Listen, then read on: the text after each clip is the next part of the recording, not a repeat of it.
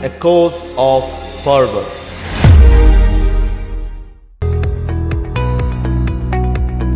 सम्माननीय सभामुख महोदय, आजभन्दा झन्डै 7 वर्ष पहिला 2077 जेठको 10 गते रुकुमको सोतीमा नवराज विश्वकर्मा सहित 6 जना युवाहरूको हत्या भयो। अन्तर्जातको प्रेम सम्बन्ध र त्यसपछिको विवाहको सम्बन्धलाई लिएर रुकुमको सोतीमा 1 जना होइन, 2 जना होइन, 6 जना युवाहरूको निर्ममतापूर्वक हत्या भयो। त्यो हत्या केवल एउटा सामान्य विवाद मात्र थिएन, त्यो नेपालको सन्दर्भमा मात्र होइन, समग्र विश्व समुदायबाट हेर्दै गर्दा यति धेरै मान्छेहरूलाई जातकै कारणले हत्या गरिएको यो सबैभन्दा ठूलो घटनाको रूपमा रहेको थियो।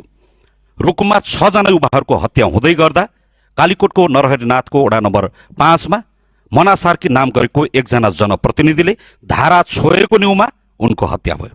त्यही ठाउँमा बजारमा मनवीर सुनारले चुलो छोएको न्युमा कालीकोटमा मनवीर सुनारको हत्या भयो। सुदूरपश्चिमको बजाङमा गयो भने 12 वर्षको एउटा बच्ची सम्झना कामीको बलात्कार हत्या भयो। त्यो पनि देवीको मन्दिरभित्र लगेर बलात्कार गरेर त्रिशूलले टाउकोमा खोपेर हत्या भयो। तर तराईमा झर्दै गर्दा कैलालीमा माया कामीको यो बीचमा बलात्कार हत्या भयो। यता लुम्बिनीतिर आउँदै गर्दा रूपन्देहीमा अंगिरा पासीको बलात्कार हत्या भयो।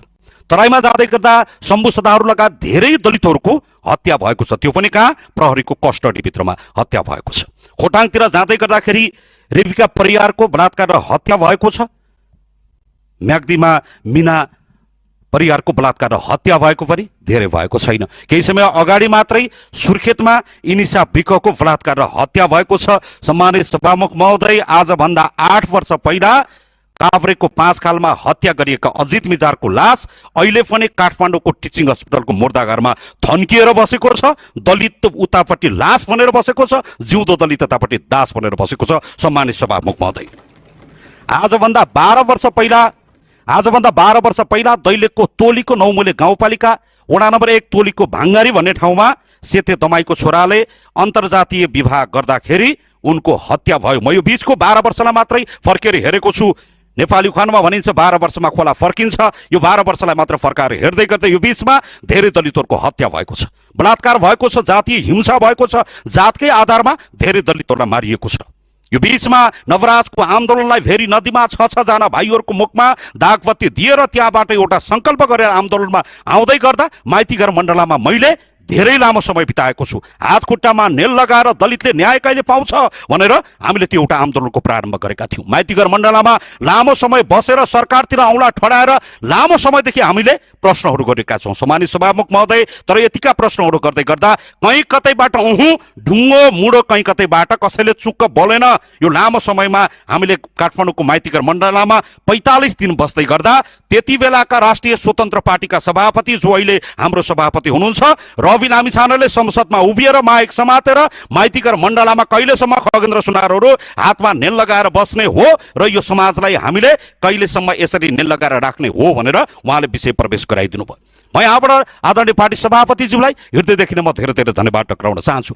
यो बीचमा हामीले लामो सङ्घर्ष गर्यौँ, यो बीचमा धेरै आन्दोलनहरू गर्यौँ, त्यस पश्चात हामी राष्ट्रिय स्वतन्त्र पार्टीमा आबद्ध भयौँ। अहिले मानिसहरूले यहाँ धेरै कुराहरू उठाएको मैले यसो सुनेको छु। केही समय अगाडि एकजना प्रवक्ता मित्र, एकजना कमरेडले भन्नुभयो माफी मागेर मात्र हुन्छ, बोलेर मात्र हुन्छ, भनेर मात्र हुन्छ, नीतिमा मात्र गरेर हुन्छ, व्यवहारमा हुनुपर्छ कि पर्दैन भनेर उहाँले सोध्नुभयो। म भन्न चाहन्छु, हामीले राष्ट्रिय स्वतन्त्र पार्टीमा प्रवेश गर्दै गर्दा, त्यो पार्टीसँग सहकार्य गर्दै गर्दा, त्यो पार्टीभित्रबाट निर्वाचनमा उभिँदै गर्दै गर्दा हामीले सम्मानित पार्टी सभापतिज्यू रवि लामिछानेलाई भनेका थियौँ, तपाईँ दलितको मुद्दाप्रति झुक्नुहुन्छ कि उन्न भन्दा उहाँले झुक्छु भन्नुभयो। लेख्नुहुन्छ कि उन्न, लेख्छु भन्नुभयो। कति नम्बरमा लेख्नुहुन्छ?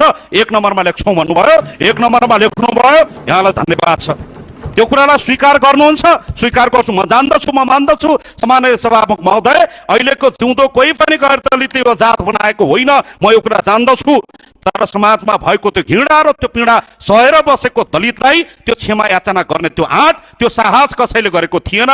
त्यो आँट गर्नुभयो, त्यो साहस गर्नुभयो अहिलेको सम्माननीय प्रधानमन्त्री र सम्मानित पार्टी सभापतिजीलाई म हृदयदेखि नै चाहन्छु। मेरो कुरा टुङ्गाउँदै गर्दा म यहाँलाई हृदयदेखि नै आभार प्रकट गर्दै राष्ट्रिय स्वतन्त्र पार्टीले जसरी क्षमा मागेको छ, अहिलेको सरकारले जसरी क्षमा मागेको छ, अब यो बुढालाई एउटा नीतिगत रूपमा एउटा विधिगत रूपमा एउटा स्थापित गर्नुपर्नेछ। वर्षौंदेखि अन्याय र अत्याचारको त्यो तल परेर बसेको एउटा समुदायले त्यो न्यायको महसुस गर्नेछ। यति कुरा राख्दै यो बाँके 3 नम्बर क्षेत्रबाट म निर्वाचित भएर आएको छु। म एउटा समुदायबाट पनि प्रतिनिधित्व गर्दै गर्दाखेरि यो कुरालाई मैले यहाँ बोल्दै गर्दाखेरि बाँके 3 नम्बर क्षेत्र लगायत देशैभरिका मतदाताहरूलाई म हृदयदेखि नै आभार प्रकट गर्न चाहन्छु। संसारले लखेटेको बेला, संसारले बजारमा हाम्रो पुतला जलाएको बेला, संसारले त्यो घृणा र त्यो पीडा दिएको बेलामा बाँके 3 नम्बर क्षेत्र र यो देश हाम्रो पक्षमा उभिनु भएको छ। म सबै मतदाताहरूलाई तपाईले मतदान गर्नु भएको छ, परि आएछ भने हामी तपाईको लागि जीवनदान गर्न तयार हुनेछौँ। यति कुरा म तपाईहरुको बीचमा राख्न चाहन्छु।